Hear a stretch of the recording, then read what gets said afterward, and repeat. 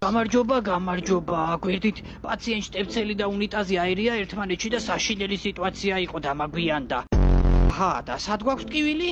აგერ სკამზე ზის. კლასიკა. ასეთი მილიონი შემთხვევა მქონია. პაციენტები ჯერ უაზრო ფაქტებს ამბობენ, მერე კიდე ბლენდერი მოყავთ ცოლად. ელარჯი. ელარჯი საჭმელია, იდიოტო, ნახევრად მახინჯი კაცი კი არა. ელარჯი საჭმელია, ვითომ რომ ყველაფერი იცის. ელარჯი სანამცხელია ქვია ამ კაც იდიოტო. რა?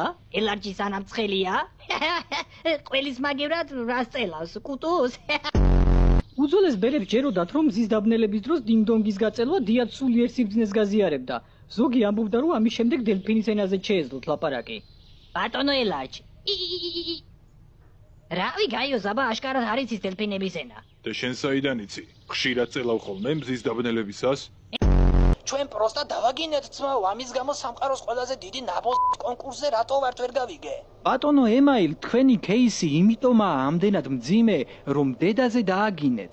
ჩვენთვის, ტრაქსინელებისთვის, დედა ყველაზე სანუკვარია და იმ სიტყვების წარმოთქმაც კი, რაც თქვენ თქვით, მენტალურ და მორალურ ზიანს გვაყენებს. ხო და თქვენი დედაც მოვყან და თქვენი პლანეტისაც ზემოდან.